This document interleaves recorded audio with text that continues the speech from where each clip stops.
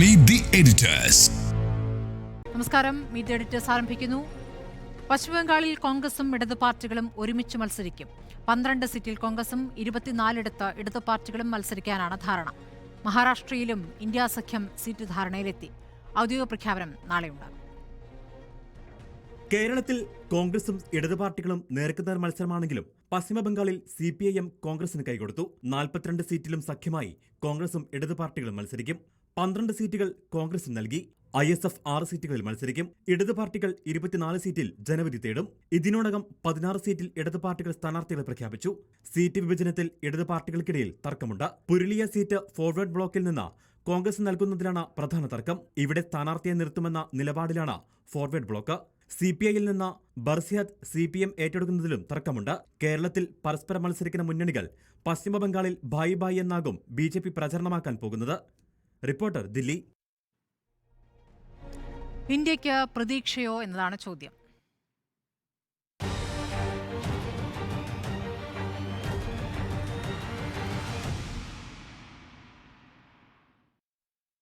ഉണ്ണിബാലകൃഷ്ണൻ, പലയിടത്തും സീറ്റ് ധാരണ വളരെ സ്മൂത്തായി നടന്നിരിക്കുന്നു. അതെ, ഇന്ത്യ മുന്നണിയെ സംബന്ധിച്ച് ഇപ്പോൾ പുറത്തു വന്നുകൊണ്ടിരിക്കുന്ന വാർത്തകൾ നിശ്ചയമായും പ്രതീക്ഷ നൽകുന്ന വാർത്തകൾ തന്നെയാണ്. കാരണം ഇന്ത്യ മുന്നണി രൂപീകരിക്കുന്ന സമയത്ത് നമ്മൾ പറഞ്ഞിരുന്നത് പല സംസ്ഥാനങ്ങളിലും ഇന്ത്യ മുന്നണിയിലെ ഘടകകക്ഷികൾക്ക് ഒരു സീറ്റ് ഷെയറിംഗ് പ്രോസസ്സിലേക്ക് എത്തുക, അല്ലെങ്കിൽ അങ്ങനെ ഒരു ഒത്തുതീർപ്പ് ധാരണയിലേക്ക് എത്തുക എന്ന് പറയുന്നത് ഒരു കീറാമുട്ടി ആയിരിക്കുമെന്നാണ് പറഞ്ഞതെങ്കിൽ അക്കാര്യത്തിൽ ഒരു വ്യക്തത ആദ്യം തന്നെ വരുത്തിയിരിക്കുന്നത് ഇന്ത്യ മുന്നണിയാണ് എന്നുള്ളതാണ് ഏറ്റവും പ്രധാനപ്പെട്ട കാര്യം. ഇപ്പോൾ നമ്മൾ പ്രധാനമായും ഇന്നിത് ചർച്ചയ്ക്കെടുക്കാൻ കാരണം ബംഗാളിൽ ശക്തമായൊരു മുന്നണി രൂപപ്പെട്ടു വരുന്നു എന്നുള്ളതാണ്. അതായത് കോൺഗ്രസും CPMഉം ISFും ചേർന്ന് അതിശക്തമായൊരു മുന്നണി ബംഗാളിൽ രൂപപ്പെടുന്നു. ബംഗാളിൽ മാത്രമല്ല, ത്രിപുരയിലും CPMഉം കോൺഗ്രസും യോജിച്ച് നിൽക്കുകയാണ്. അർത്ഥത്തിൽ ഒറ്റക്കെട്ടായി BJPയെ നേരിടുക എന്നുള്ള യഥാർത്ഥ ഇന്ത്യ ബ്ലോക്കിൻ്റെ ലക്ഷ്യത്തെ ഉയർത്തിപ്പിടിക്കാൻ കോൺഗ്രസും ഇടതുപക്ഷ പാർട്ടികളും കൈകോർക്കുന്നു എന്ന് പറയുന്നത് ഒരു ചെറിയ ഡെവലപ്മെൻ്റ് ആയിട്ട് ഞാൻ കാണുന്നില്ല. ബംഗാളിൽ നിന്ന് മഹാരാഷ്ട്രയിലേക്ക് വരുമ്പോൾ മഹാരാഷ്ട്രയിലും വളരെ സ്മൂത്തായിട്ട്, അതായത് NCPയും അതുപോലെ തന്നെ കോൺഗ്രസും അതുപോലെ തന്നെ ശിവസേനയും ഒന്നിക്കുന്ന മഹാവികാസ് അഘാഡിയും അവരും ഏതാണ്ട് കൃത്യമായൊരു ധാരണയിലേക്ക് എത്തുന്നുവെന്നാണ് ഞാൻ മനസ്സിലാക്കുന്നത്. അവിടെ 23 സീറ്റിൽ ശിവസേന മത്സരിക്കുന്നു, കോൺഗ്രസ് 17 സീറ്റിൽ മത്സരിക്കുന്നു, 6 സീറ്റ് NCPക്ക് നൽകുന്നു. അവിടെ ആ ഒരു മുന്നണിയുടെ ഒരു ശക്തി കണ്ടിട്ട് തന്നെയാണ്, നോക്കൂ, ഇപ്പോൾ അവിടെ നവനിർമ്മാൺ സേനയുടെ നേതാവായിട്ടുള്ള രാജ് താക്കറെ എങ്ങനെയെങ്കിലും BJPയുടെ പക്ഷത്ത് കൊണ്ടുവരാനുള്ള ശ്രമമാണ് അവസാന വട്ടത്തിൽ നടക്കുന്നത്. മഹാരാഷ്ട്രയിൽ ഈ മഹാവികാസ് അഘാഡി ഒന്നിച്ച് നിന്നു കഴിഞ്ഞാൽ സ്വാഭാവികമായും ഉണ്ടാകുന്ന ഒരു മുന്നേറ്റത്തെ തടയാൻ പരമാവധി ശ്രമങ്ങൾ BJP അവിടെ നേരത്തെ നടത്തിയതിൻ്റെ ഭാഗമായിട്ടാണല്ലോ ശിവസേനയിൽ നിന്ന് ഏകനാഥ് ഷിൻഡെയെ പുലർത്തിക്കൊണ്ട് പോയത്, NCPയിൽ നിന്ന് അജിത് പവാറിനെ പുലർത്തിക്കൊണ്ട് പോയത്. അതുകൂടാതെ MNCയുടെ മഹാരാഷ്ട്ര നവനിർമ്മാൺ സേനയുടെ MNSൻ്റെ നേതാവായിട്ടുള്ള രാജ് താക്കറെ കൂടി കൊണ്ടുവന്നുകൊണ്ട് ശിവസേനയുടെ ആ ശക്തി പരമാവധി ഇല്ലാതാക്കുക എന്നുള്ള ശ്രമമാണ് അവിടെ നടത്തുന്നത്. അപ്പം ഈ പറയുന്ന മഹാവികാസ് അഘാഡി ഒന്നിച്ചു വരുന്നു എന്ന് പറയുന്ന യഥാർത്ഥത്തിൽ BJPയെയും NDAയും അവിടെ ശക്തമായ ആശങ്കയിലാക്കിയിട്ടുണ്ട്. അതുപോലെ തന്നെയാണ് ബീഹാറിലും സ്ഥിതി. ബീഹാറിൽ വളരെ സ്മൂത്തായിട്ട് അവർ സീറ്റ് ഷെയറിംഗ് വന്നിരിക്കുന്നു എന്നാണ് ഞാൻ മനസ്സിലാക്കുന്നത്. അവിടെ ഈ RJD 28 സീറ്റുകളിൽ മത്സരിക്കുന്നു, കോൺഗ്രസിന് 9 സീറ്റ്, ലെഫ്റ്റിന് 3 സീറ്റുകൾ നൽകുന്നു. ഈ രീതിയിലൊരു ധാരണയിലേക്ക് എത്തിയിട്ടുണ്ട്. ഇതിൻ്റെയും പ്രഖ്യാപനം നാളെ ഉണ്ടാകും എന്നാണ് നമ്മൾ പ്രതീക്ഷിക്കുന്നത്. അവിടെ നോക്കൂ, അവിടെയും NDA മുന്നണിയിലാണ് പ്രശ്നം എന്ന് പറയുന്നത്. നിതീഷ് കുമാറിനെ അപ്പുറത്തേക്ക് കടത്തിക്കൊണ്ടുപോയപ്പോൾ ഈ RLJPയുടെ നേതാവായിട്ടുള്ള പശുപതി പരസ്, അത് നമുക്കറിയുന്നത് പോലെ തന്നെ രാംവിലാസ് പാസ്വാൻ്റെ പാർട്ടിയായിട്ടുള്ള ലോക് ജനശക്തി പാർട്ടിയുടെ MP ആണ്, കേന്ദ്രമന്ത്രിയാണ്. അദ്ദേഹം കേന്ദ്രമന്ത്രി സ്ഥാനം രാജിവെച്ചിരിക്കുകയാണ്. അതിൻ്റെ കാരണം ഹാജിപൂർ എന്ന് പറയുന്ന സീറ്റിൽ നിന്നാണ് അദ്ദേഹം മത്സരിച്ചിരുന്നത്. അദ്ദേഹത്തെ ആ സീറ്റ് നൽകാതെ പൂർണ്ണമായിട്ടും ഈ ലോക് ജനശക്തി പാർട്ടിയുടെ നേതാവായിട്ട് ചിരാഗ് പാസ്വാനെ അംഗീകരിച്ചുകൊണ്ട് അവരുമായിട്ടാണ് ഒരു സഖ്യമുണ്ടാക്കിയിരിക്കുന്നത്. ആ അർത്ഥത്തിൽ ഇപ്പോൾ RLJP എന്ന് പറയുന്ന സംഘടന അവിടെ RJDയുമായി ഇന്ത്യ മുന്നണിയുമായി സഖ്യമുണ്ടാക്കാനുള്ള ശ്രമങ്ങളാണ് നടക്കുന്നത്. ഓഫ് കോഴ്സ് ജാർഖണ്ഡിൽ ഇന്നിപ്പോൾ ഒരു തിരിച്ചടി ഷിബു സോറൻ്റെ പാർട്ടിക്കുണ്ടായിട്ടുണ്ട്. സീതാ സോറൻ BJPയിലേക്ക് മാറിയിട്ടുണ്ട്. ഇങ്ങനെയൊക്കെയുള്ള ചേരുമാറ്റങ്ങളൊക്കെ നടക്കുന്നുണ്ട്. തമിഴ്നാട്ടിൽ അതിഗംഭീരമായിട്ടാണ് സഖ്യം. 2019 എന്തായിരുന്നോ സഖ്യം, ആ സഖ്യം തന്നെയാണ് തുടരുന്നത്. അങ്ങനെ ഇന്ത്യ മുന്നണി എവിടെയൊക്കെയാണ് അവരുടെ ശക്തി പ്രകടിപ്പിക്കേണ്ടത്, കൂടുതൽ ശക്തി ആർജിക്കേണ്ടത്, അവിടെയെല്ലാം തന്നെ കൃത്യമായ സീറ്റ് ധാരണയിലേക്ക് എത്തിക്കൊണ്ട് നല്ലൊരു ഒരു മത്സരം കാഴ്ചവെക്കാൻ തയ്യാറെടുത്തിരിക്കുന്നു എന്ന് പ്രഖ്യാപിക്കുന്നു എന്നുള്ളതാണ് അവിടെ വളരെ പ്രധാനപ്പെട്ട ഒരു ഡെവലപ്മെൻ്റായിട്ട് ഞാനിന്ന് കാണുന്നത്. DMKയുടെ പ്രകടന പത്രികയാണ്. വളരെ മനോഹരമായൊരു പ്രകടന പത്രികയാണ്. അത് ഇപ്പം ഒരു ദേശീയ തെരഞ്ഞെടുപ്പിലാണ് അവർ മത്സരിക്കുന്നത്. ആ മത്സരിക്കുന്നത് കൊണ്ട് തന്നെ സംസ്ഥാനത്ത് അവരെന്ത് ചെയ്യും നല്ലല്ലോ പറയുക. സ്വാഭാവികമായിട്ടും അവർ അധികാരത്തിൽ വന്നാൽ ദേശീയ രംഗത്ത് എന്താണ് അവർ ചെയ്യാൻ ഉദ്ദേശിക്കുന്നത് എന്നാണ് പറയുക. അവിടെ വളരെ പൊളിറ്റിക്കലായ ഒരു പ്രകടന പത്രിക ഇന്ന് DMK പുറത്തിറക്കിയിരിക്കുന്നു എന്നുള്ളതാണ്. അതായത് ഹിന്ദുത്വ രാഷ്ട്രീയത്തിനെതിരെ ഒരു ദ്രാവിഡ രാഷ്ട്രീയത്തെ അതിശക്തമായി ഉയർത്തിപ്പിടിക്കുന്ന ഒരു പൊളിറ്റിക്കൽ മാനിഫെസ്റ്റോയാണ് അത്. അതൊരു ഒരു രാഷ്ട്രീയ മാനിഫെസ്റ്റോ എന്ന് തന്നെ നമുക്ക് പറയാം. കാരണം അത് കോൺഗ്രസ് കൂടി പഠിക്കേണ്ട ഒരു കാര്യമാണ്. ഞാൻ ഇന്നലെ നമ്മൾ കോൺഗ്രസിൻ്റെ പ്രകടന പത്രികയെക്കുറിച്ച് വിശദമായി സംസാരിച്ചതാണ്. എന്നാൽ DMKയുടെ പ്രകടന പത്രിക നോക്കൂ, വളരെ കൃത്യമായി അവരുടെ രാഷ്ട്രീയം തന്നെയാണ് പറയുന്നത്. അവരധികാരത്തിൽ വന്നാൽ CAA നടപ്പാക്കില്ല എന്ന് പറയുന്നു. വളരെ ഡയറക്റ്റാണ് ആ കാര്യങ്ങൾ. അതേപോലെ ഏക സിവിൽ കോഡ് നടപ്പാക്കില്ല എന്ന് പറയുന്നു. ഈ ദേശീയ വിദ്യാഭ്യാസ നയം നടപ്പാക്കില്ല എന്ന് പറയുന്നു. അതേപോലെ ആർട്ടിക്കിൾ 370 ജമ്മു കാശ്മീരിൻ്റെ പദവി എടുത്തു കളഞ്ഞത് പുനഃസ്ഥാപിക്കും എന്ന് പറയുന്നു. ആർട്ടിക്കിൾ 356 അതായത് സർക്കാരുകളെ പിരിച്ചുവിടാനുള്ള കേന്ദ്രത്തിൻ്റെ അധികാരം നൽകുന്ന വകുപ്പ് അതെടുത്ത് കളയുമെന്ന് പറയുന്നു. ഗവർണർമാർക്ക് ഇപ്പോഴുള്ള അമിതാധികാരത്തെ കർട്ടയിൽ ചെയ്യും എന്ന് പറയുന്നു. ഈ പ്രകടന പത്രികയിൽ ഈ പറയുന്ന ഗ്യാസ് സിലിണ്ടറിൻ്റെ പൈസ കുറയ്ക്കും, അല്ലെങ്കിൽ 1000 രൂപ വീതം സ്ത്രീകൾക്ക് കൊടുക്കും, അത്തരത്തിലുള്ള വാഗ്ദാനങ്ങളൊക്കെ നടക്കുന്നുണ്ട്. നമുക്കറിയാവുന്നതുപോലെ തന്നെ DMK ഒരു ദേശീയ പാർട്ടിയല്ല, DMK അധികാരത്തിൽ വരാനും പോകുന്നില്ല. പക്ഷേ DMK കൂടി ഉൾപ്പെടുന്ന ഒരു മുന്നണിയാണ് ഇന്ത്യ ബ്ലോക്ക് എന്ന് പറയുന്നത്. അവിടെ ഡയറക്റ്റായി തന്നെ ഹിന്ദുത്വ അജണ്ടകളെ ആക്രമിക്കുന്ന രീതിയിൽ വളരെ പൊളിറ്റിക്കലായ ഒരു മാനിഫെസ്റ്റോ ദ്രാവിഡ മുന്നേറ്റ കഴകമെന്ന പാർട്ടി തെക്കേ ഇന്ത്യയിൽ നിന്ന് ഉച്ചൈസ്തരം വിളിച്ചു പറയുന്നു എന്നുള്ളതാണ്. അവിടെ ഞാനിതിനൊരു പ്രധാനപ്പെട്ട കാര്യമായിട്ട് കാണുന്നത്, നോക്കൂ, ഈ ഹിന്ദുത്വയ്ക്കെതിരെ ദ്രവീഡിയ രാഷ്ട്രീയം വളരെ ശക്തമായി വരുമ്പോൾ ഉത്തർപ്രദേശിൽ വളരെ രസകരമായ ഒരു ഡെവലപ്മെൻ്റ് എന്ന് പറയുന്നത് BSPയുടെ ഒരു കളിയാണ്. BSP അവിടെ ഒരു വലിയ സ്പോയിലർ ആകാനുള്ള ഒരു നീക്കം നടക്കുന്നു എന്നുള്ളതിൻ്റെ ഒരു വലിയ തെളിവ് പുറത്തു വന്നിട്ടുണ്ട്. ഇപ്പം ഈ തെരഞ്ഞെടുപ്പിൽ ഉത്തർപ്രദേശിൽ ഭൂരിഭാഗം സ്ഥാനാർത്ഥികളും BSPയുടെ മുസ്ലിങ്ങളായിരിക്കും. അവിടെ ഈ പഴയ മറ്റേ OWൈസിയുടെ പരിപാടി ഉണ്ടല്ലോ, AIM ചെയ്യുന്നൊരു പരിപാടിയാണ് ഇപ്രാവശ്യം BSPയെ കൊണ്ട് BJP ചെയ്യിക്കുക. BJPയും BSPയും തമ്മിൽ അത്തരത്തിലൊരു രഹസ്യധാരണ ഉണ്ടായിട്ടുണ്ട് എന്നുള്ളതിൻ്റെ ഏറ്റവും മികച്ച തെളിവാണ് കഴിഞ്ഞ ദിവസം തെലങ്കാനയിൽ BSPയുടെ സംസ്ഥാന അധ്യക്ഷനായിട്ടുള്ള ഡോക്ടർ പ്രവീൺ കുമാർ രാജിവെച്ചു. അതിൻ്റെ കാര്യം എന്ന് വെച്ചാൽ ഈ ഡോക്ടർ പ്രവീൺ കുമാർ തെലങ്കാനയിലെ IPS ഓഫീസറാണ്. അദ്ദേഹം വളരെ കാലമായിട്ട് അവിടുത്തെ ഈ സോഷ്യൽ വെൽഫെയർ ഡിപ്പാർട്ട്മെൻറ്റിൽ പ്രവർത്തിച്ചുകൊണ്ടിരുന്ന ഒരാളാണ്. ആ അർത്ഥത്തിൽ ഈ ദളിത് വിഭാഗങ്ങളുടെ ഉന്നമനത്തിന് വേണ്ടി നന്നായി പ്രവർത്തിച്ചിട്ടുള്ള ഒരു ഗവൺമെൻറ് ഓഫീസർ എന്നുള്ള നിലയ്ക്ക് അയാൾക്ക് വലിയൊരു ഇമേജ് അവിടെ ഉണ്ടായിരുന്നു. അയാൾ അവിടെ VRS എടുത്തിട്ട് BSPയിൽ ചേരുകയും BSPയുടെ സംസ്ഥാന അധ്യക്ഷനാവുകയും ചെയ്തു. എന്നിട്ട് BRSുമായിട്ട് BSP ഒരു ഇലക്ട്രൽ അറേഞ്ച്മെൻറ്റിൽ എത്തുകയും ചെയ്തു. അവിടെ പിന്നെ 2 സീറ്റുകൾ, ഹൈദരാബാദ് അടക്കമുള്ള 2 സീറ്റുകൾ BRS കൊടുക്കുകയും ചെയ്തു. പക്ഷേ കഴിഞ്ഞ ദിവസം അദ്ദേഹം രാജിവെച്ചു BSPയിൽ നിന്ന്. എന്താ കാര്യം എന്ന് വെച്ചാൽ അദ്ദേഹത്തിന് സമ്മർദ്ദം സഹിക്കാൻ വയ്യ. BRSൽ നിന്ന് പിന്നെ ആ അലയൻസിൽ നിന്ന് പിൻവാങ്ങണമെന്നാണ് മായാവതിയുടെ സമ്മർദ്ദം. മായാവതി എങ്ങനെയാണ് ആ സമ്മർദ്ദം ചെലുത്തുന്നത്? BJPയുടെ ദേശീയ നേതൃത്വം മായാവതിയിൽ സമ്മർദ്ദം ചെലുത്തിയിരിക്കുന്നു. അദ്ദേഹത്തിൻ്റെ ട്വിറ്ററിൽ X അക്കൗണ്ടിൽ കുറിച്ചതാണ്. അത്രയും വലിയ സമ്മർദ്ദമാണ്. കാരണം എന്താ, BRSും BSPയും കൂടെ അവിടെ യോജിച്ച് കഴിഞ്ഞാൽ എന്താ പറ്റുമെന്ന് വെച്ചാൽ ഈ ദളിത് വോട്ടുകൾ, ഇയാൾക്ക് വളരെ ഈ ദളിത് പിന്നെ മേഖലയിൽ വലിയ പിന്തുണയുള്ള ആളാണ്, ആ വോട്ട് കൂടി BRSലേക്ക് പോകും. അങ്ങനെ വന്നാൽ ശരിക്കും പറഞ്ഞാൽ ഈ ഒരു യോജിപ്പ് ഉണ്ടായില്ല എങ്കിൽ കുറേ വോട്ടുകൾ, ദളിത് വോട്ടുകൾ BJPയുടെ ഫോട്ടിൽ സമാഹരിക്കാൻ പറ്റും. BJP ഇമ്പ്രൂവ് ചെയ്യണം പെർഫോമൻസ് എന്ന് വിചാരിക്കുന്ന ഒരു സൗത്ത് ഇന്ത്യൻ സ്റ്റേറ്റാണ് തെലങ്കാന എന്ന് പറയുന്നത്. കഴിഞ്ഞ പ്രാവശ്യം അവർക്ക് 4 സീറ്റ് അവിടെ ഉണ്ട്. അപ്പം ഈ BSP എന്ന് പറയുന്ന പാർട്ടിയെ എങ്ങനെയാണ് BJP മാനേജ് ചെയ്യുന്നത് നോക്കൂ. BSP എന്ന് പറഞ്ഞാൽ നമ്മൾ ആലോചിക്കുന്നത് കൻഷീറാമിനെ പോലൊരു നേതാവ് അംബേദ്കറിൻ്റെ ആശയങ്ങൾ ഉയർത്തിപ്പിടിച്ചുകൊണ്ട് രൂപപ്പെടുത്തിയ പ്രസ്ഥാനമാണ്. ആ പ്രസ്ഥാനത്തിൻ്റെ ഭാഗമായി ഒരു വലിയ ദളിത് മുന്നേറ്റം ഉത്തർപ്രദേശിൽ നടന്നിട്ടുണ്ട്. മായാവതി 2 തവണ മുഖ്യമന്ത്രിയായിട്ടുണ്ട്, കേന്ദ്രമന്ത്രിയായിട്ടുണ്ട്. അതൊക്കെ ഈ ദളിത് വോട്ടിൻ്റെ അടിസ്ഥാനത്തിലാണ്. മുമ്പ് മായാവതി BJPയുമായിട്ട് സഖ്യത്തിൽ ഏർപ്പെട്ടിട്ടുണ്ട്. അപ്പോഴും ഈ ദളിത് വോട്ടുകൾ എന്ന് പറയുന്ന ആ ബാങ്കിനെ ഉയർത്തിക്കൊണ്ടുവന്ന കാൻഷീറാമിൻ്റെ സങ്കല്പത്തെ പരമാവധി അട്ടിമറിച്ച് ഇവിടെ ഒരു പ്രതിപക്ഷത്തിൻ്റെ, അതായത് മതേതരത്വത്തിനും ജനാധിപത്യത്തിനും പിന്നോക്ക വിഭാഗങ്ങളുടെ ഉന്നമനത്തിനും വേണ്ടി രൂപപ്പെട്ടു വന്നിരിക്കുന്ന ഒരു പ്രതിപക്ഷ ഐക്യനിരയെ ടോർപ്പിഡോ ചെയ്യാൻ വേണ്ടി BSP പോലൊരു പ്രസ്ഥാനം വരുന്നു എന്നുള്ള ഖേദകരമായൊരു സാഹചര്യം ഉത്തർപ്രദേശിൽ ഡെവലപ്പ് ചെയ്തിട്ടുണ്ട്.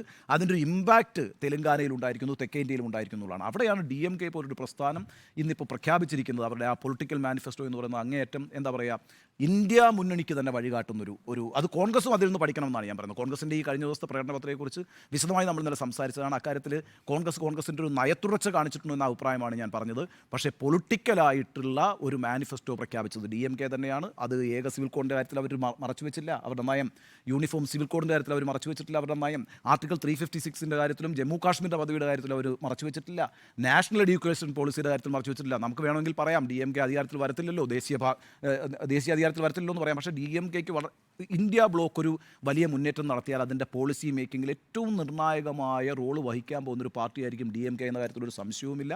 DMK തന്നെയാണ് തെക്കേ ഇന്ത്യയിൽ ഇന്ത്യ ബ്ലോക്കിൻ്റെ കരുത്ത് എന്ന് പറയുന്നത്. അപ്പോൾ ആ അർത്ഥത്തിലൊരു പൊളിറ്റിക്കൽ മാനിഫെസ്റ്റോ കൂടി വന്നിട്ടുണ്ട്. അങ്ങനെയൊക്കെ നോക്കുമ്പോൾ ഈ പറയുന്ന മഹാരാഷ്ട്രയിലാണെങ്കിലും ബീഹാറിലാണെങ്കിലും വെസ്റ്റ് ബംഗാളിലാണെങ്കിലും ത്രിപുരയിലാണെങ്കിലും തമിഴ്നാട്ടിലാണെങ്കിലും അതിശക്തമായ ഒരു മുന്നണിയുടെ സ്വഭാവത്തിലേക്ക്, സ്മൂത്തായ ഒരു സീറ്റ് ഷെയറിങ്ങിലേക്ക്, ഒരു എന്താ പറയുക, ഒരു ഐക്യത്തിലേക്ക്, ഒരു ഇൻ്റഗ്രേഷൻ കോൺഫെഡറേഷനിലേക്ക് ഇന്ത്യ മുന്നണി എത്തിയിരിക്കുന്നു എന്നുള്ളത് 2024 നടക്കാനിരിക്കുന്ന തെരഞ്ഞെടുപ്പിൽ NDAക്ക് ചെറിയ വെല്ലുവിളിയല്ല, വലിയ വെല്ലുവിളിയാണ് ഉയർത്താൻ പോകുന്നത് എന്നാണ് എൻ്റെ അഭിപ്രായം. ശരി, ഇന്ത്യക്ക് പ്രതീക്ഷയോ എന്ന ചോദ്യത്തിൽ ചർച്ച തുടരാം ഇടവേളയ്ക്ക് ശേഷം.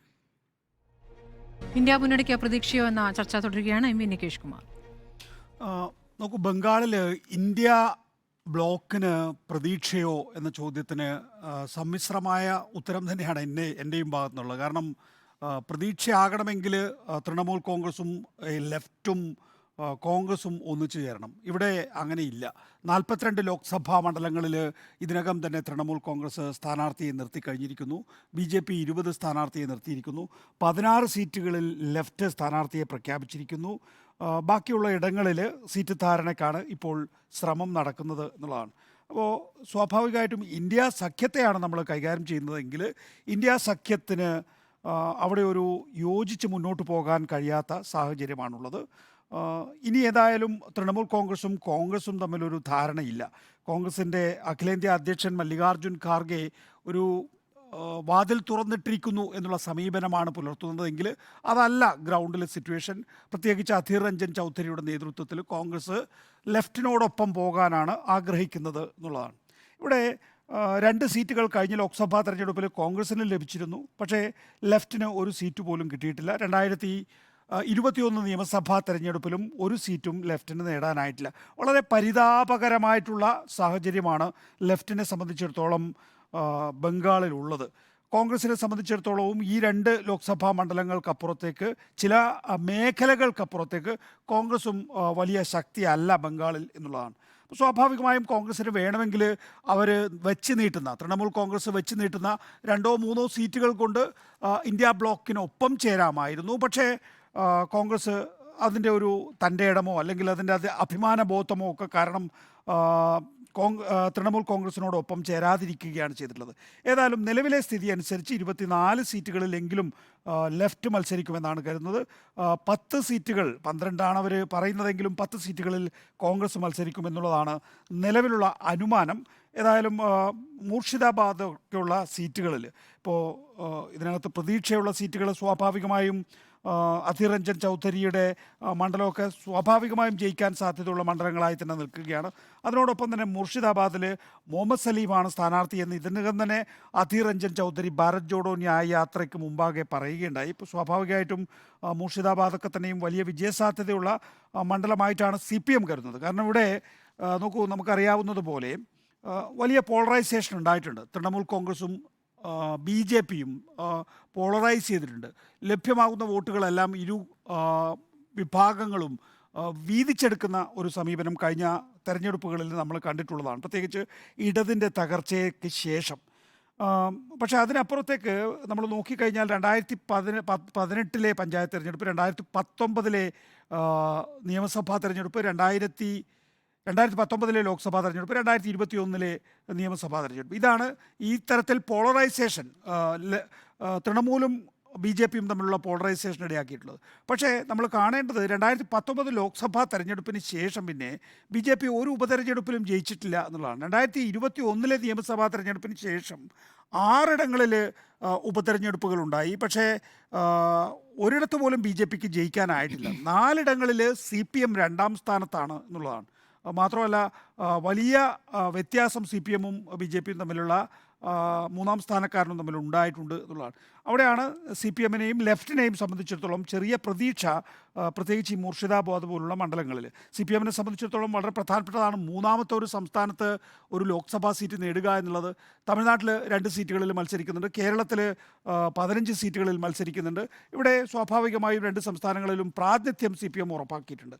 പക്ഷേ 3ാമതൊരു സ്റ്റേറ്റിൽ കൂടി ജയിക്കുക എന്നുള്ളത് CPMനെ സംബന്ധിച്ചിടത്തോളം ദേശീയ പാർട്ടി ആകാനുള്ള ഒരു അനിവാര്യതയാണ്. അതുകൊണ്ട് ബംഗാളിൽ ഒരു സീറ്റിലെങ്കിലും ജയിക്കാൻ വേണ്ടിയുള്ള വലിയ ശ്രമം CPM നടത്തിയിരിക്കും എന്നുള്ളതാണ്. ഇപ്പോൾ ഡംഡമിലും അതുപോലെ തന്നെ ജാദവ്പൂരിലുമൊക്കെ തന്നെയും പുതിയ സ്ഥാനാർത്ഥികളാണ്. ഇവിടെയൊക്കെ ഇപ്പം അവിടെ ബംഗാളിൽ ഈ മുഹമ്മദ് സലീമിനെ പോലുള്ള ആളുകൾ തന്നെ വീണ്ടും മത്സരിക്കുമ്പോൾ അവിടെയുള്ള സ്വാഭാവികമായിട്ടുള്ള പ്രതികരണം എന്ന് വെച്ചാൽ നിങ്ങൾ തന്നെ എന്ന് വെച്ചാൽ ഒരു ഘട്ടത്തിൽ ലെഫ്റ്റിനെ അവിടെ നിന്ന് തൂത്തെറിഞ്ഞതാണ് അവിടുത്തെ ജനങ്ങൾ. അങ്ങനെ തൂത്തെറിഞ്ഞ ജനങ്ങളുടെ മുമ്പാകെ വീണ്ടും പഴയ നേതാക്കൾ തന്നെ തിരികെ പോകുമ്പോൾ ഉണ്ടാകുന്നൊരു പ്രശ്നമുണ്ട്. പിന്നെയും പിന്നെയും ആളുകൾ റിജക്റ്റ് ചെയ്യുകയാണ് ചെയ്യുന്നത്. ഈ ഒരു ലോക്സഭാ തെരഞ്ഞെടുപ്പിൽ പുതിയ SFIക്കാരെയും പുതിയ DYFIക്കാരെയുമാണ് സ്ഥാനാർത്ഥികളെ നിർത്തിയിട്ടുള്ളത് എന്നുള്ളൊരു പ്രത്യേകത ആദ്യത്തെ 16 മണ്ഡലങ്ങളിൽ നമുക്ക് കാണാം. സ്വാഭാവികമായിട്ടും സംസ്ഥാന സെക്രട്ടറി എന്നുള്ള നിലയിൽ ജാദവ്പൂരിൽ മുഹമ്മദ് സലീം മത്സരിക്കുമെന്നാണ് കരുതുന്നത്.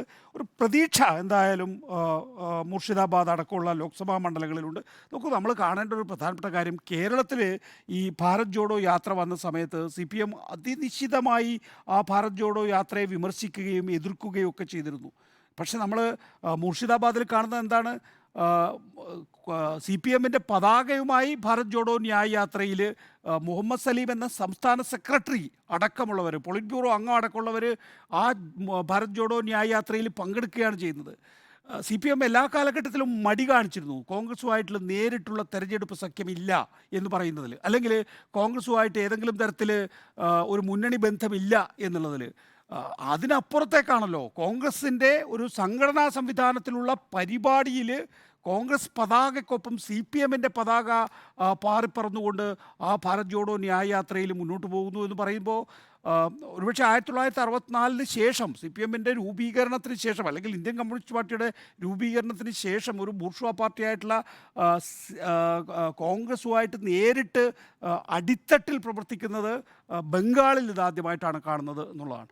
നമ്മൾ ത്രിപുരയിലേക്ക് പോയാൽ 2 ലോക്സഭാ സീറ്റാണ് അവിടെയുള്ള. തിപ്രാമോത്തയുമായും BJP ഇതിനകം സഖ്യമുണ്ടാക്കി കഴിഞ്ഞിരിക്കുന്നു. കഴിഞ്ഞ നിയമസഭാ തെരഞ്ഞെടുപ്പിന് ശേഷം നടന്നിട്ടുള്ള ഉപതെരഞ്ഞെടുപ്പുകളിലൊക്കെ തന്നെയും വലിയ തോതിലുള്ള തോൽവി ലെഫ്റ്റിനെ സംബന്ധിച്ചിടത്തോളം ഉണ്ടായിരുന്നു. അതിനുശേഷം കോൺഗ്രസ് തന്നെ പറഞ്ഞത് CPMുമായി ഇനി സഹകരിച്ചിട്ട് കാര്യമില്ല എന്നായിരുന്നുവെങ്കിൽ, പക്ഷേ ഇപ്പോൾ വീണ്ടും കോൺഗ്രസുമായിട്ട് തന്നെയാണ് CPM സഖ്യം ഉണ്ടായിട്ടുള്ളത്. പക്ഷേ CPMൻ്റെ ഒരു വേർഷൻ അനുസരിച്ച് ത്രിപുരയിൽ വലിയ നിലയിലുള്ള അക്രമ പ്രവർത്തനങ്ങളാണ് നടക്കുന്നത്. ഒരു സീറ്റിൽ പോലും മത്സരിക്കാൻ അനുവദിക്കില്ല, മത്സരിക്കുന്നിടത്ത് പ്രവർത്തിക്കാൻ അനുവദിക്കുന്നില്ല. ആ നിലയിൽ തെരഞ്ഞെടുപ്പ് അട്ടിമറിക്കുകയാണെന്നാണ്. പക്ഷേ ഈ ഒരു ലോക്സഭാ തെരഞ്ഞെടുപ്പിലും ത്രിപുരയിലെ 2 സീറ്റുകളിൽ ഒരു പ്രതീക്ഷയില്ല. ഒരു സീറ്റിൽ കോൺഗ്രസ് മത്സരിക്കുന്നു, ഒരു സീറ്റിൽ CPM മത്സരിക്കുന്നു. അവിടെയും വലിയ പ്രതീക്ഷയുണ്ടെന്ന് തോന്നുന്നില്ല. ഏതായാലും ബംഗാളിൽ ഒരു പുതിയ പ്രതീക്ഷയുണ്ടായിട്ടുണ്ട്. DYFIയുടെ വലിയ റാലി ഒക്കെ നടന്നതൊക്കെ തന്നെയും ഇവിടെ കേരളത്തിലുള്ള CPM പ്രവർത്തകരെയും ലെഫ്റ്റ് അണികളെയും ഒക്കെ തന്നെ വലിയ നിലയിൽ ആവേശഭരിതരാക്കിയിട്ടുണ്ടെങ്കിൽ പോലും അതൊരു തെരഞ്ഞെടുപ്പ് വിജയത്തിലേക്കുള്ള ഘടകമാകുന്നുണ്ടോ എന്നുള്ള കാര്യം എന്തായാലും ലോക്സഭാ തെരഞ്ഞെടുപ്പിൻ്റെ റിസൾട്ടിലൂടെ മാത്രമേ നമുക്ക് അറിയാൻ സാധിക്കുള്ളൂ. മറ്റ് സംസ്ഥാനങ്ങളിലും മഹാരാഷ്ട്രയിലൊക്കെ തന്നെയും വലിയ നിലയിലുള്ള വികാരം നിലനിൽക്കുന്നുണ്ട്. അതായത് ഇന്ത്യ ബ്ലോക്കിന് അനുകൂലമായിട്ടുള്ള വികാരം, BJPക്ക് എതിരായിട്ടുള്ള വികാരം നിലനിൽക്കുന്ന ഒരു സംസ്ഥാനമാണ് മഹാരാഷ്ട്ര. മറ്റൊരു സംസ്ഥാനമാണ് ബീഹാർ. അതിൻ്റെയൊക്കെ തന്നെയും ആശങ്ക BJPയുടെ ക്യാമ്പിലുണ്ട് എന്നുള്ളത് നമ്മൾ കണ്ടിട്ടുള്ളതാണ്. അവസാന ഘട്ടം പോലും NDAക്ക് മഹാരാഷ്ട്രയിൽ സീറ്റ് വിഭജനം പൂർത്തിയാക്കാൻ കഴിഞ്ഞിട്ടില്ല. ഇന്നലെ നമ്മൾ ബീഹാറിലെ സീറ്റ് വിഭജനം പൂർത്തിയാക്കുമ്പോൾ കണ്ടിട്ടുള്ളതാണ്. പരസ് പുറത്തേക്ക് തെറിച്ചിരിക്കുന്നു, ചിരാഗിനെ ഒപ്പം കൂട്ടിയിരിക്കുന്നു. നോക്കൂ, ആ ഒരു ഇക്വേഷൻ നമ്മൾ വളരെ കൗതുകപൂർവ്വം നോക്കേണ്ടതാണ്. ആദ്യഘട്ടത്തിൽ രാംവിലാസ് പാസ്വാനൊപ്പമായിരുന്നു. രാംവിലാസ് പാസ്വാൻ്റെ മരണത്തിന് ശേഷം ചിരാഗിനെ ഒപ്പം കൂട്ടിക്കഴിഞ്ഞ് കുറേ കഴിഞ്ഞതിന് ശേഷം പരസിനെ ഒപ്പം കൂട്ടുന്നു. പിന്നീട് അദ്ദേഹത്തെ കേന്ദ്രമന്ത്രിയാക്കുന്നു. അത് കഴിഞ്ഞ ശേഷം വീണ്ടും ചിരാഗിനെ വീണ്ടും ഇപ്പോൾ ചിരാഗിനെ ഒപ്പം കൂട്ടിയിരിക്കുന്നു. അപ്പോൾ കൊള്ളുകയും തള്ളുകയും ഒക്കെ ചെയ്ത് വലിയ ആശയക്കുഴപ്പത്തിലാണ് ഈ 2 സംസ്ഥാനങ്ങളിലും BJPയുടെയും NDAയുടെയും അവസ്ഥ എന്നാണ് ഞാൻ കരുതുന്നത്. വലിയ തിരിച്ചടിയൊന്നും ഒരുപക്ഷെ ഉണ്ടായില്ലെങ്കിൽ പോലും കഴിഞ്ഞ ലോക്സഭാ തെരഞ്ഞെടുപ്പിലെ നേട്ടം ഉണ്ടാക്കില്ല എന്ന് ഏതാണ്ട് ഉറപ്പിച്ചു കഴിഞ്ഞിട്ടുണ്ട് എന്നാണ് കരുതുന്നത്. അതുകൊണ്ട് ബംഗാളിൻ്റെ കാര്യത്തിൽ ഞാൻ ചുരുക്കുകയാണ്. ബംഗാളിൻ്റെ കാര്യത്തിനകത്ത് നോക്കൂ, ഇതിപ്പോൾ തൃണമൂൽ കോൺഗ്രസും സഖ്യമില്ല എന്നുള്ളത് ഒരുപക്ഷേ ഇന്ത്യ ബ്ലോക്കിന് ഇനിയൊരു കേവല ഭൂരിപക്ഷം കിട്ടാനുള്ളൊരവസ്ഥയുണ്ടെങ്കിൽ തന്നെയും അപ്പോൾ തൃണമൂലിൻ്റെ ഒരു 20 സീറ്റ് പ്ലസ് ഉണ്ടാവും അവിടെ, അല്ലെങ്കിൽ ഒരുപക്ഷെ 30 സീറ്റ് പ്ലസ് ഉണ്ടാവും. BJPക്ക് വലിയ നേട്ടം ഉണ്ടാക്കാൻ കഴിഞ്ഞിട്ടില്ലെങ്കിൽ ആ സീറ്റുകൾ അവിടെ ഒരു ഇന്ത്യ ബ്ലോക്കിൻ്റേതല്ലാതായി വരുന്നു എന്നുള്ളത് സ്വാഭാവികമായും എന്നെ ആശങ്കപ്പെടുത്തുന്നുണ്ട്. 2 കോൺഗ്രസും CPMും ഒന്നിച്ച് മത്സരിക്കുമ്പോൾ അവിടെ ഇടതു പാർട്ടികൾക്ക് തിരിച്ചു വരാൻ കഴിയുമോ എന്നുള്ള ആകാംക്ഷ എന്നെ സംബന്ധിച്ചിടത്തോളം ഉണ്ട്. മഹാരാഷ്ട്രയിലെയും ബീഹാറിലെയും പുതിയ നീക്കങ്ങൾ ഇന്ത്യ ബ്ലോക്കിന് അനുകൂലമാണ്. ഇന്ത്യക്ക് പ്രതീക്ഷയെന്ന് ചോദിക്കുമ്പോൾ ഇന്നത്തെ ദിവസം ഉണ്ടായിരിക്കുന്ന കാര്യങ്ങൾ അല്പം പ്രതീക്ഷ നൽകുന്നതാണ് എന്നുള്ളതാണ്. അതിൽ ഏറ്റവും പ്രധാനം നേരത്തെ ഉണ്ണി ബാലകൃഷ്ണൻ ചൂണ്ടിക്കാണിച്ച പോലെ DMKയുടെ പ്രകടന പത്രിക തന്നെയാണ്. ഒരു ബദൽ രാഷ്ട്രീയം അത് മുന്നോട്ട് വയ്ക്കുന്നു എന്നുള്ളൊരു കാര്യമുണ്ട്. ഇപ്പോൾ ഇന്ത്യ മുന്നണിക്ക് വേണ്ടിയുള്ള പ്രകടന പത്രിക എന്ന് തന്നെയാണ് സ്റ്റാലിൻ അതിനെ പറഞ്ഞത്. DMKയുടെ പ്രകടന പത്രികയല്ല, ഇന്ത്യ മുന്നണിയുടെ പ്രകടന പത്രിക എന്നുള്ളതാണ്. അതിൽ ഈ ഗവർണറെ നിയമിക്കാനുള്ള അധികാരം മുഖ്യമന്ത്രിക്ക് എന്നുള്ള അടക്കമുള്ള തീരുമാനങ്ങളൊക്കെ വരുമ്പോൾ അത് ഗവർണറുമായി തമിഴ്നാട്ടിലുണ്ടായിരുന്ന തർക്കങ്ങൾ നമുക്കറിയാവുന്നതാണ്. അപ്പോൾ ആ വിഷയത്തിലൊക്കെ സംസ്ഥാനത്തിന് അനുകൂലമായൊരു ഒരു വികാരമുണ്ടാക്കുന്ന കാര്യങ്ങളാണ്. പുതുച്ചേരിക്ക് സംസ്ഥാന പദവി പറയുന്നു. നീറ്റ് പരീക്ഷ നിരോധിക്കുമെന്ന് പറയുന്നു. നീറ്റ് പരീക്ഷയുമായി ബന്ധപ്പെട്ട് അവിടെ വിദ്യാർത്ഥി ആത്മഹത്യ ചെയ്തൊക്കെ നമ്മുടെ മുന്നിൽ കണ്ടതാണല്ലോ, വലിയ സമരങ്ങളൊക്കെ ഉണ്ടായിരുന്നു. അപ്പോൾ ആ കാര്യത്തിൽ അവിടെ ആളുകൾക്ക് താല്പര്യമുള്ള വിഷയങ്ങൾ അങ്ങനെ പ്രകടന പത്രികയിൽ വരികയാണ്. സ്ത്രീകൾക്ക് 33% സംവരണം പറയുന്നു. സംസ്ഥാനങ്ങൾക്ക് ഫെഡറൽ അവകാശങ്ങൾ നൽകാൻ ഭരണഘടനാ ഭേദഗതി പറയുന്നു. CAA നടപ്പാക്കില്ല എന്ന് പറയുന്നു. വിദ്യാഭ്യാസ മേഖലയിൽ സ്ത്രീകൾക്ക് മാസം 1000 രൂപ നൽകുന്നു എന്ന് പറയുന്നു. IIT, IIM അടക്കം ഉള്ള ജനപ്രിയ നയങ്ങളുണ്ട്. അപ്പോൾ ഇതൊക്കെ കൂടി ചേരുമ്പോൾ അത് ഇന്ത്യ മുന്നണിയുടെ തന്നെ ഒരു പ്രകടന പത്രിക എന്ന രൂപത്തിലാണ് അവതരിപ്പിച്ചിരിക്കുന്നത്. പക്ഷേ ഈ പറയുന്ന CAയുടെ കാര്യത്തിലായാലും ഈ ആർട്ടിക്കിൾ 370യുടെ കാര്യത്തിലായാലും ഇന്ത്യ മുന്നണിക്കകത്ത് തന്നെയുള്ള ആം ആദ്മി പാർട്ടി പോലുള്ള പാർട്ടികൾ എന്ത് നിലപാടെടുക്കുന്നു എന്നുള്ളത് പ്രധാനമാണ്. CA വിഷയത്തിൽ കോൺഗ്രസ് ഒക്കെ എത്ര ശക്തമായ പ്രതികരണങ്ങൾ നടത്തുന്നു എന്നുള്ളതും പ്രധാനമാണ്. അപ്പോൾ അതിലൊക്കെ ഒരു വിപ്ലവകരമായ പ്രതികരണം DMKയുടെ ഭാഗത്തുനിന്നുണ്ടായിരിക്കുന്നു. അതോടൊപ്പം തന്നെ സ്ഥാനാർത്ഥിയുടെ വളരെ വളരെ ഭംഗിയായി തന്നെ പങ്കുവയ്ക്കൽ കൃത്യമായി തന്നെ നടത്തിയിരിക്കുന്നു 39 സീറ്റിലും എന്നുള്ളതാണ്. കഴിഞ്ഞ തവണത്തെ അതേ രൂപത്തിൽ തന്നെ ഉണ്ണി ബാലകൃഷ്ണൻ ചൂണ്ടിക്കാണിച്ച പോലെ. ഇപ്പോൾ ബംഗാളിലേക്ക് വരികയാണെങ്കിൽ ഇടതു പാർട്ടികളും കോൺഗ്രസും കൈകോർത്തിരിക്കുന്നു എന്നുള്ളതാണ്. തൃണമൂലിൻ്റെ കാര്യത്തിൽ നമുക്ക് ഏതാണ്ട് ഉറപ്പായതാണ് തൃണമൂൽ ആ രൂപത്തിൽ വരുന്നില്ല, സഖ്യത്തിലേക്ക് വരുന്നില്ല. അവിടെ കോൺഗ്രസും അവിടുത്തെ പ്രാദേശിക കോൺഗ്രസ് നേതൃത്വവുമായിട്ടുള്ള തർക്കവും പ്രതിഷേധവും ഒക്കെ നമ്മൾ കണ്ടിട്ടുള്ളതാണ്. അപ്പോൾ അവിടെ പക്ഷേ സീറ്റ് വിഭജനത്തിൽ ഇടതു പാർട്ടികൾക്കിടയിലാണ് തർക്കം ഉണ്ടായിരിക്കുന്നത്. പുരുലിയ സീറ്റ് ഫോർവേഡ് ബ്ലോക്കിൽ നിന്ന് കോൺഗ്രസിന് നൽകുന്നതിൽ പ്രധാന തർക്കം നിൽക്കുന്നു. അങ്ങനെ തരില്ല എന്നവർ പറയുന്നു. സ്ഥാനാർത്ഥിയെ നിർത്തുമെന്ന നിലപാട് അവർ ആവർത്തിക്കുന്നുണ്ട്. CPയിൽ നിന്നും ബർസിഹത്ത് CPM ഏറ്റെടുക്കുന്നതിലും ഒരു തർക്കമുണ്ട്. പക്ഷേ ആ തർക്കമൊക്കെ പരിഹരിക്കുമായിരിക്കും. പക്ഷേ ഇങ്ങനെ കോൺഗ്രസുമായി കൈകോർക്കുന്നതിലേക്ക് കാര്യങ്ങൾ എത്തി എന്നുള്ളത് പ്രതീക്ഷ നൽകുന്ന ഒരു കാര്യമാണ്. എന്തായാലും പശ്ചിമ ബംഗാളിൽ. മഹാരാഷ്ട്രയിലും നേരത്തെ പറഞ്ഞ പോലെ ഇന്ത്യ സഖ്യം സീറ്റ് ധാരണയിലെത്തി. കോൺഗ്രസ് 17 സീറ്റിൽ, ശിവസേനയുമായി തർക്കമുള്ള 2 സീറ്റുകളിൽ ഉടൻ തന്നെ തീരുമാനമുണ്ടാകും. ഉദ്ധവ് താക്കറെ വിഭാഗം 23 സീറ്റുകളിൽ മത്സരിച്ചേക്കും. ഇപ്പോൾ ഈ ഉദ്ധവ് താക്കറെ വിഭാഗത്തിൽ നിന്നും പാർട്ടി ചിഹ്നവും പേരും ഒക്കെ പോയ ഒരു സാഹചര്യത്തിൽ ഒരു സഹതാപ തരംഗം ഉദ്ധവ് താക്കറെയോടുണ്ട് എന്നുള്ളൊരു വികാരം മഹാരാഷ്ട്രയിലുണ്ട്. അപ്പോൾ അത് ഗുണം ചെയ്യും ഇന്ത്യ മുന്നണിക്ക് ഒരു തോന്നൽ അവിടെയുണ്ട്. അതേസമയം കർണാടകയിൽ NDAയിലെ സീറ്റ് വിഭജനം പൂർത്തിയാകുമ്പോൾ JDSന് 3 സീറ്റുകൾ നൽകാനൊക്കെ തീരുമാനമൊക്കെ വരുമ്പോൾ അവിടെ BJP നേതാക്കൾക്ക് ഇടയിൽ ഒരു പൊട്ടിത്തെറി ഉണ്ടായിരിക്കുന്നു എന്നുള്ളതും ഇന്ത്യ മുന്നണിക്ക് പ്രതീക്ഷ നൽകുന്ന കാര്യമാണ്. മുൻ deputy chief minister KS Eshwarappa മകന് സീറ്റ് നൽകാത്തതിൽ പ്രതിഷേധം അറിയിക്കുകയാണ്. ഹവേലിയിൽ സീറ്റ് ചോദിച്ചിരുന്നു. പകരം ഇപ്പോൾ യെദ്യൂരപ്പയുടെ മകൻ മത്സരിക്കുന്നിടത്ത് താൻ തന്നെ മത്സരിക്കും, ശിവമോഗിൽ മത്സരിക്കുമെന്നുള്ള ഭീഷണി അദ്ദേഹം മുഴക്കുന്നു. അതേപോലെ സദാനന്ദ ഗൗഡയുടെ അതൃപ്തി നമ്മൾ നേരത്തെ പരസ്യമായി കണ്ടതാണ്. അതൊരു വിഷയമായി അവിടെ നിൽക്കുന്നു. ഇനിയിപ്പോൾ UPയിലേക്ക് വരുമ്പോൾ വരുൺ ഗാന്ധിയെ അമേഠിയിൽ സമാജ്വാദി പാർട്ടി നോക്കുന്നുണ്ട്. വരുൺ ഗാന്ധി വരികയാണെങ്കിൽ കൊണ്ടുവരാമെന്നുള്ളൊരു ആലോചന. വരുൺ ഗാന്ധിക്ക് അവിടെ സീറ്റ് നൽകരുതെന്ന് അവിടെ BJP നേതൃത്വം പറഞ്ഞതായി കേൾക്കുന്നു. യോഗത്തിൽ കോർ കമ്മിറ്റിയിൽ അങ്ങനെ ഒരു അഭിപ്രായമുണ്ടായി എന്ന് പറയുന്നു. അങ്ങനെയാണെങ്കിൽ പിലിഭിത്തിൽ 3 തവണ വിജയിച്ച വരുൺ ഗാന്ധി ഇന്ത്യ മുന്നണിയിലേക്ക് വരികയും SPയുടെ സ്ഥാനാർത്ഥിയാവുകയും ചെയ്യും. അമേഠിയിൽ രാഹുൽ മത്സരിക്കാൻ ഉണ്ടാകില്ല എന്നുള്ള സൂചന ഏതാണ്ട് കിട്ടുകയാണ്. അപ്പോൾ അങ്ങനെയെങ്കിൽ അവിടെ SPയുടെ സ്ഥാനാർത്ഥിയായി വരുൺ ഗാന്ധി വരുമെന്നുള്ളൊരു പ്രതീക്ഷ അവരെ സംബന്ധിച്ചുണ്ട്. ബീഹാറിൽ നേരത്തെ പറഞ്ഞ പോലെ കേന്ദ്രമന്ത്രി പശുപതി പാരസിൻ്റെ രാജിയൊക്കെ നമ്മൾ കണ്ടതാണ്.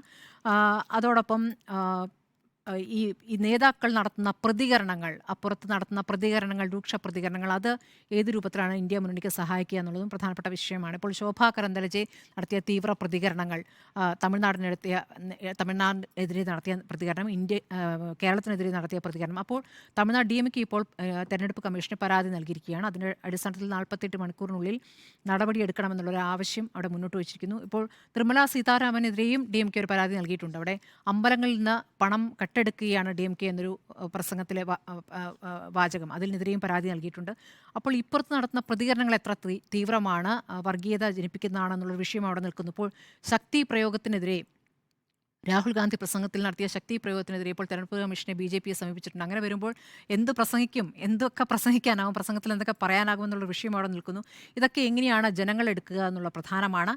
മഹാരാഷ്ട്രയും ബീഹാറും പ്രവചനാതീതമാണ്. പക്ഷേ ഈ സീറ്റ് വിഭജനം ഇന്ത്യ മുന്നണി പ്രതീക്ഷിച്ചതിനേക്കാൾ എളുപ്പത്തിൽ കുറേ സ്ഥലത്തെങ്കിലും നന്നായി ചെയ്തിരിക്കുന്നു എന്നുള്ളൊരു പ്രതീക്ഷ നൽകുന്നുണ്ട് എന്നുള്ളതാണ് എൻ്റെ അഭിപ്രായം. സുജിയ. ഇക്കാര്യത്തിൽ ഇപ്പോൾ എങ്ങനെയാണ് സീറ്റ് ധാരണകൾ എന്നുള്ളത് എല്ലാവരും വിശദമായി പറഞ്ഞതുകൊണ്ട് ഞാൻ അതിലേക്ക് അത് ആവർത്തിക്കുന്നില്ല. ഒറ്റ കാര്യമേ ഉള്ളൂ, ഇന്ത്യ മുന്നണിക്ക് പ്രതീക്ഷിക്കാം. പക്ഷേ അവർ ടീം ഇന്ത്യ ആയിട്ടില്ല. അതായത് ബാറ്റിങ്ങും ഫീൽഡിങ്ങും ബൗളിങ്ങും എല്ലാം ചേർന്നാണ് ഒരു ക്രിക്കറ്റ് ടീം ഉണ്ടാക്കുന്നതെങ്കിൽ അതുപോലെ ഒരു ഒത്തൊരുമ വേണം. എങ്ങനെ ഇറങ്ങിയാലും കളി ജയിക്കണം. അപ്പോൾ ആ കളി ജയിക്കുന്ന തരത്തിലേക്ക് ഇന്ത്യ മുന്നണി വന്നിട്ടില്ല. പക്ഷേ നല്ലൊരു സൗഹൃദ മത്സരം നടക്കട്ടെ, അതിനുവേണ്ടി അവർക്ക് പ്രതീക്ഷിക്കാം എന്നുള്ളതാണ് ആമുഖമായി എനിക്ക് പറയാനുള്ളത്. നോക്കൂ, ഇപ്പോൾ ഇന്ത്യ മുന്നണിയുടെ രൂപീകരിക്കാനായിട്ടുള്ള ആദ്യ യോഗം നടക്കുന്നത് 2023 കഴിഞ്ഞ വർഷം ജൂൺ 13 തീയതിയാണ്. അത് കഴിഞ്ഞ് ഇന്ന് വരെ നമ്മൾ എടുത്തു നോക്കിക്കഴിഞ്ഞാൽ കൃത്യം 9 മാസമായിട്ടുണ്ട്. അപ്പോൾ ഈ 9 മാസ കാലയളവിനിടയിൽ എന്തൊക്കെ രാജ്യത്ത് സംഭവിച്ചു ഈ മുന്നണിയുമായി ബന്ധപ്പെട്ട്, അതാണ് ഇതിൽ ഏറ്റവും പ്രധാനപ്പെട്ട കാര്യം. 5 സംസ്ഥാനങ്ങളിലെ തെരഞ്ഞെടുപ്പ് നടന്ന സമയത്ത് ഇന്ത്യ മുന്നണിക്ക് എന്താണ് പറ്റിയത്? ആ തെരഞ്ഞെടുപ്പ് ഫലം കോൺഗ്രസിന്, ഇന്ത്യ മുന്നണിയുടെ പ്രവർത്തനങ്ങൾ മാറ്റിവെച്ചുകൊണ്ട് തെരഞ്ഞെടുപ്പ് നടത്താൻ പോയ കോൺഗ്രസിന് എന്താണ് കിട്ടിയത് എന്നുള്ളതും നമ്മൾ കണ്ടതാണ്.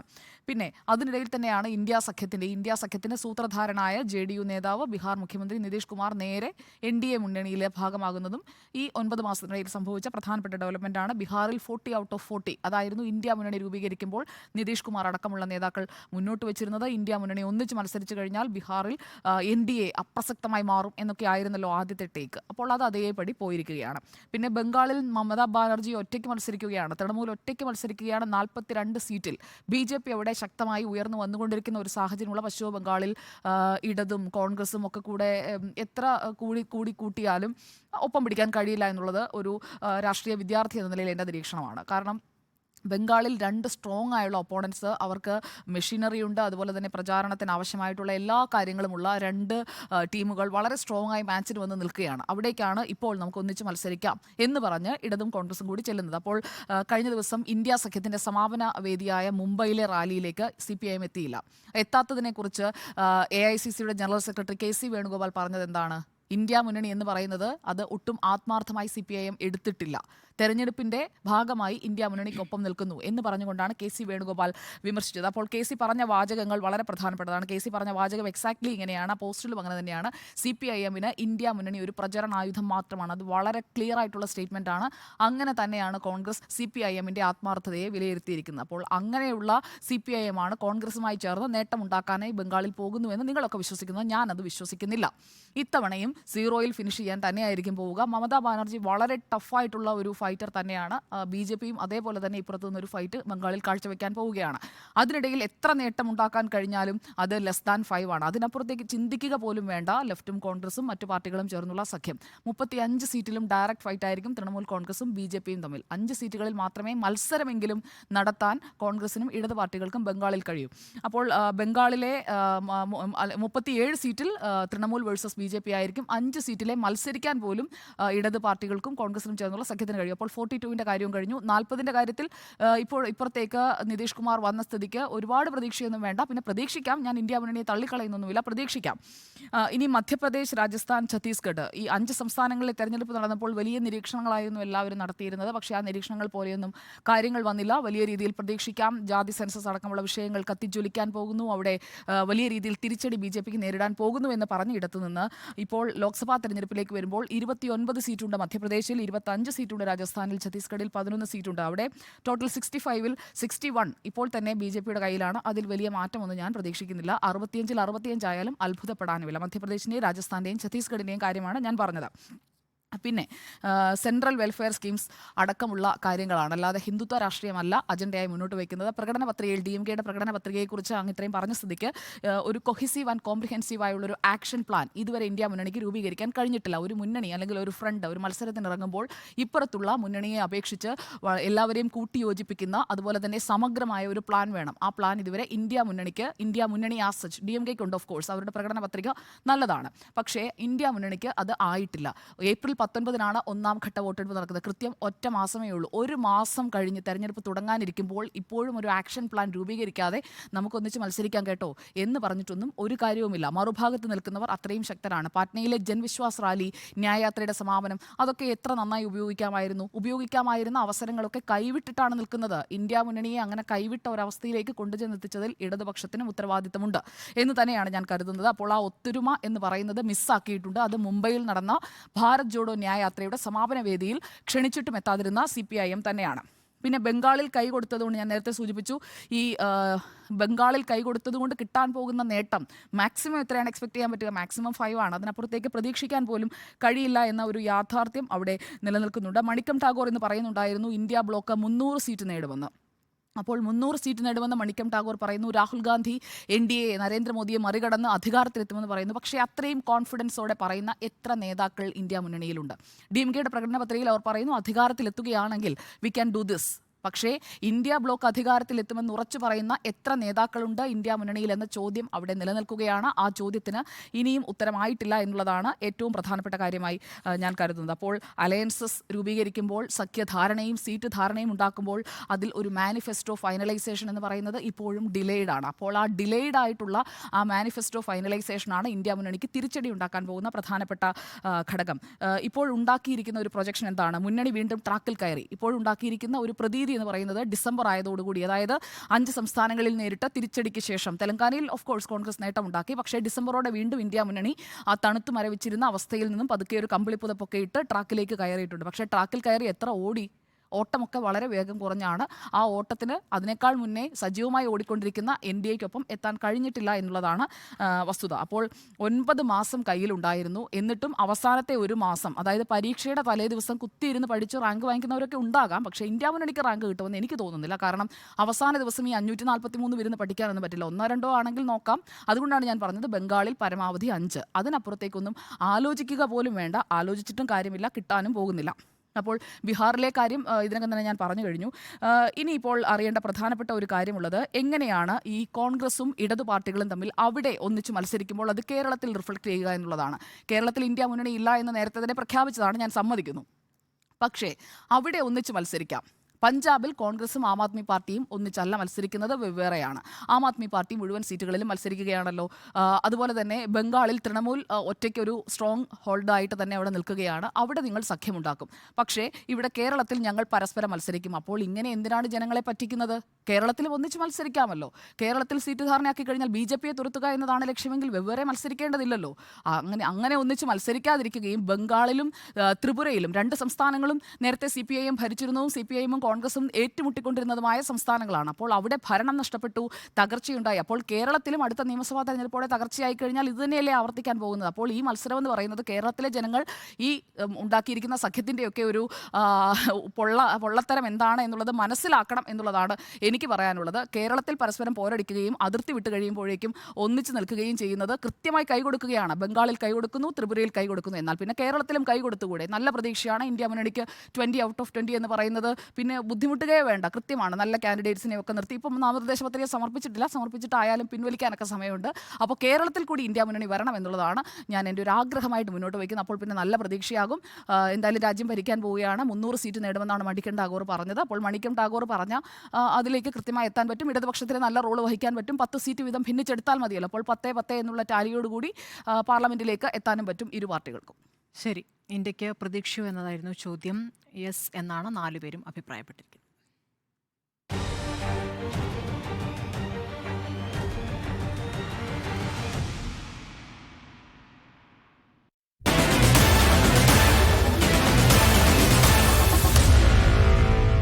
Meet the editors.